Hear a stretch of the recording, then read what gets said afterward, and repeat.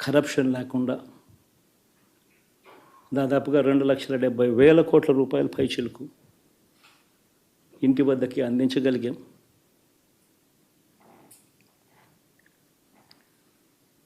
ఇప్పుడు చూడని మార్పులు తీసుకురావడమే కాకుండా ఒక చదువుల రంగం అయితేనేమి, ఒక విద్యారంగం, ఒక వ్యవసాయ రంగం అయితేనేమి, ఒక వైద్య రంగం అయితేనేమి,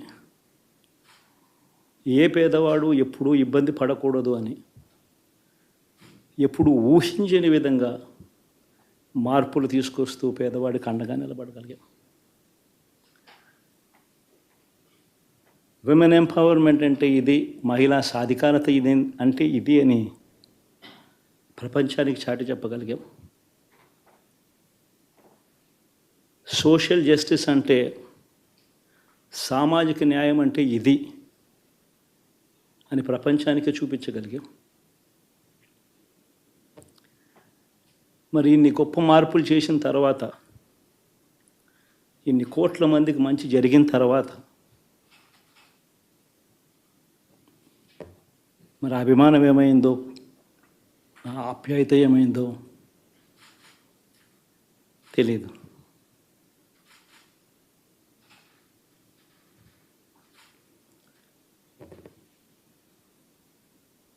ఎవరో మోసం చేశారో, ఎవరో అన్యాయం చేశారో అని చెప్పి అనొచ్చు, కానీ ఆధారాలు లేవు.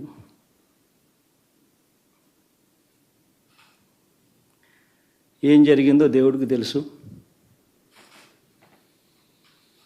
పెద్ద నేనైతే చేయగలిగింది ఏమీ లేదు. ప్రజల తీర్పు తీసుకుంటాం, కానీ మంచి చేయడానికి మాత్రం ప్రజలకు తోడుగా ఖచ్చితంగా ఉంటాం. వాయిస్ ఆఫ్ ది వాయిస్లెస్ కింద ఈ పార్టీ తాను చేయాల్సిన పని తప్పకుండా చేస్తుంది. పేదవాడికి అండగా ఉండే కార్యక్రమంలో ఎప్పుడూ కూడా పేదవాడికి తోడుగా ఉంటూ గలం విప్పుతుంది, పేదవాడికి అండగా నిలుస్తుంది. పెద్ద పెద్ద వాళ్ళ కూటమి ఇది, ఢిల్లీలో సైతం శాసించే పరిస్థితుల్లో ఉన్న కూటమి ఇది. ఆ కూటమిలో ఉన్న బీజేపీకి, ఆ కూటమిలో ఉన్న చంద్రబాబు గారికి, ఆ కూటమిలో ఉన్న పవన్ కళ్యాణ్ గారికి,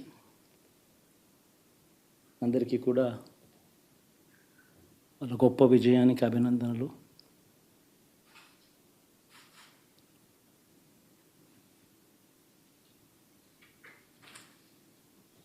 ఓడిపోయినా కూడా నా ప్రతి కష్టంలో కూడా తోడుగా అండగా నిలబడిన నా ప్రతి నాయకుడికి, ప్రతి కార్యకర్తకు, ప్రతి వాలంటీర్కు, ప్రతి ఇంట్లో నుంచి వచ్చిన ప్రతి స్టార్ క్యాంపెయినర్గా నాకు తోడుగా నిలబడిన నా అక్క చెల్లెమ్మలకు, అన్నదమ్ములకు, మీ అందరికీ మనస్ఫూర్తిగా మీ అందరికీ కూడా కృతజ్ఞతలు తెలియజేస్తా ఉన్నాను. ఏం జరిగిందో తెలియదు, కానీ ఏమి చేసినా, ఎంత చేసినా ఇంకా 40% ఓటు బ్యాంకు మాత్రం తగ్గించలేకపోయారు. ఖచ్చితంగా మళ్ళీ ఇక్కడి నుంచి లేస్తాం.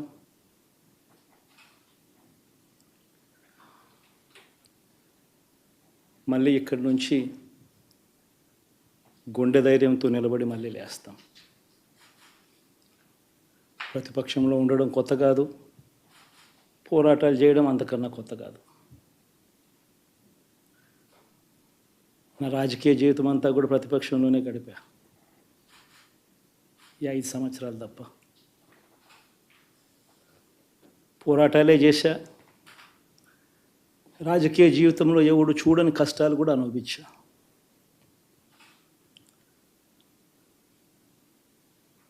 ఇప్పుడు అంతకన్నా కష్టాలు ఏదైనా పెట్టినా కూడా సిద్ధంగా ఉన్నాం, సిద్ధంగా ఎదుర్కొంటాం. ఆల్ ది వెరీ బెస్ట్ గవర్నమెంట్లోకి వచ్చిన వాళ్ళకు. Thank you.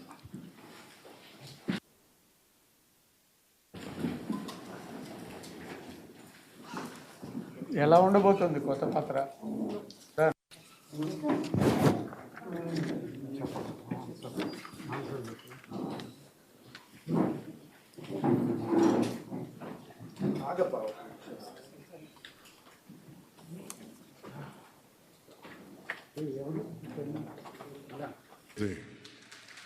రక్షణ లేని ఆడబిడ్డలకి రక్షణ కల్పించే సమయం ఇది. ఆడబిడ్డల్ని, మహిళల్ని వారి కాళ్ళ మీద వాళ్ళు నిలబడగలిగేలా చేసే సమయం ఇది. నేను ఈరోజు ప్రభుత్వ ఉద్యోగులు కూడా మాటిస్తున్నాను. కంట్రిబ్యూటరీ పెన్షన్ స్కీమ్ నేను చెప్పాను, నేను బాధ్యత తీసుకున్నాను, నేను మర్చిపోలా. ఏరు దాటాక తెప్ప తలిసే రకం కాదు నేను. కాంట్రిబ్యూటరీ పెన్షన్ స్కీమ్ దానికి సరి సమానంగా అది కానీ మీకు న్యాయం వచ్చేలాగా సంవత్సరం లోపు తీసుకొస్తాను అని మాట ఇచ్చాం, తీసుకొచ్చి తీరుతాం. ఆ మాట మీకు ఇస్తున్నాం. మెగా డిఎస్సి నోటిఫికేషన్ విడుదల చేయించే బాధ్యత మనం తీసుకుందాం. యువత విలవిల్లాడిపోతా ఉన్నారు, యువత నలిగిపోతా ఉన్నారు. మీ చదువులకి తగ్గ ఉద్యోగాలు కానీ, మీ స్కిల్స్ని పెంపొందించి మీకు ఉద్యోగాలు కానీ, నేను మీకు చెప్తున్నా, నాకు చాలా పెద్ద బాధ్యత ఇచ్చారు ప్రజలు. ఈ రోజున మామూలు బాధ్యత ఇవ్వాల. గెలిచింది, పోటీ చేసింది 21, 2 పార్లమెంట్లు గెలిచింది 100%. కానీ బాధ్యత ఎంత ఉందంటే 175 సీట్లు మనమే గెలిస్తే ఎంత బాధ్యత ఉందో అంత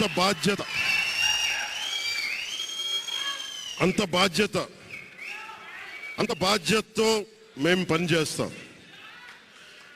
యువత నలిగిపోయి నేను మర్చిపోలేదు. ఆడబిడ్డలు ఇబ్బంది పడిపోయారు, మేము మర్చిపోలా. సగటు మధ్యతరగతి మనుషులు నలిగిపోయారు. రోడ్లు వెయ్యలా, గుంతలు వేశారు, అరాచకం చేశారు. అవన్నీ శాంతి భద్రతలు చాలా చాలా బలంగా ఉంటాయి, మీకు నేను మాటిస్తున్నాను. అతి తక్కువ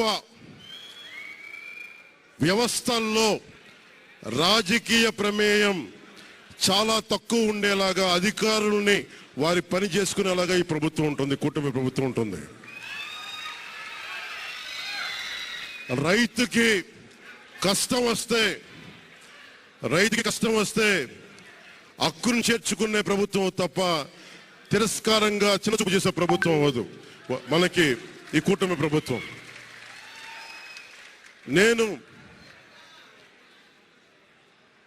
నాకు రాజకీయాలు డబ్బు అవసరం లేదు. నేను మీకు మళ్ళీ చెప్తున్నాను, మీకు నేను డబ్బుల కోసం, పేరు కోసం రాజకీయాల్లోకి రాలేదు. మీలాగా నలిగిపోతారు చూస్తారా ప్రతి ఒక్కళ్ళు. సగటు మనిషి మాకు ఎవడు ఉండేంటి, నా కులం లేదు, మతం లేదు, నా కష్టాన్ని ఎవరు చూడరేంటని ప్రతి ఊర్లో ఉండే ఒక సగటు మనిషి అనుకుంటాడు.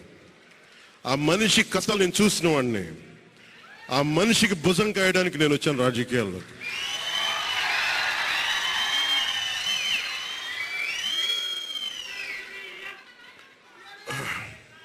ఎక్కడికి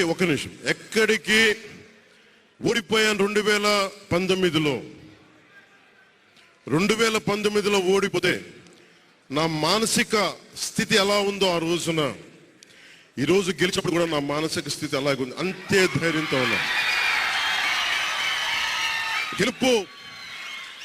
గెలుపు నాకు బాధ్యత ఇచ్చింది కానీ అహంకారం ఇవ్వలేదు, రాదు. ఇంకా భయం వేసింది. అందరూ నాకు శుభాకాంక్షలు తెలియజేస్తా ఉంటే నాకు భయం వేసింది. ఎందుకంటే ఇల్లు అనకగానే పండగ కాదు ఇది. ఇల్లు అలకగానే పండగ కాదు, చాలా చాలా బాధ్యత కూడుకున్నది.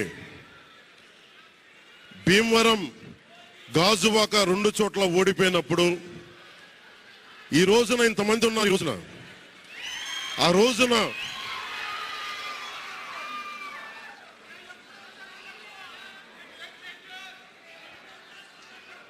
రోజున నా పక్కన నన్ను నమ్ముకున్న కొద్దిమంది తప్ప, కానీ నాకు ఒకటే అనిపించింది, నేను పరాజయం చూసి భయపడను, ఓటమి చూసి భయపడను. ఓటమి నాకు బలం ఇస్తుంది, ఓటమి నాకు ఉత్సాహం ఇస్తుంది అనుకున్నాను. దేనికంటే నేను ఒకటే నమ్మాను. చిన్నప్పుడు తిరుపతిలో యోగా నేర్చుకుంటున్నప్పుడు ఒకటే నమ్మాను, ధర్మో రక్షితి రక్షిత అని. నువ్వు ధర్మాన్ని నమ్మితే ధర్మం రక్షిస్తుంది అని. ఎప్పుడో ఒక 30 సంవత్సరాలు ఇంకా ముందే 18-19 ఏళ్ళప్పుడు చదివితే ఈ రోజున ధర్మం కోసం నిలబడ్డాం. ధర్మం కోసం నిలబడితే ధర్మం ఈరోజు మనంటే నిలబడింది. అందుకని మనస్ఫూర్తిగా ఏ శక్తి అయితే కనిపించని ఆ పరాశక్తి, కనిపించని ఆ దేవుళ్ళందరికీ కూడా దయచేసి సర్వద్దు కనిపించని నిబంధనలు ఏమున్నాయి, ఎన్ఆర్ఐ పేమెంట్లకంతా కొన్ని రిస్ట్రిక్షన్స్ ఉంటాయి. అవన్నీ ఏ విధంగా ఇది చేయాలో ఫస్ట్ వెరిఫై చేసాం. ఆల్ పర్మిషన్స్ ఉన్నాయి. వాళ్ళు వచ్చినప్పుడే వాళ్ళు డొనేషన్స్ కూడా వెరిఫై చేసిన తర్వాత if they are eligible then only will accept. అలాంటి కండిషన్స్ అన్నీ పెట్టి ఇందులో చేయడం జరిగింది. ఇది ఫైనల్గా నేను ప్రతి ఒక్కరిని ఒకటే కోరుతున్నా, ఈ రాష్ట్రం ప్రజలు గెలవాలి, రాష్ట్రం నిలబడాలి. ఈ పోరాటంలో మేమందరం కలిసామంటే దానికి కూడా ఒక మీనింగ్ ఉంది, ఒక పర్పస్ ఉంది.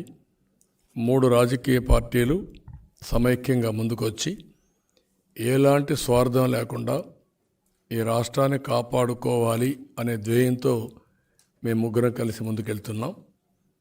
ఈ సందర్భంగా ఎవరైతే ఈ రాష్ట్రం మీద అభిమానం ఉండే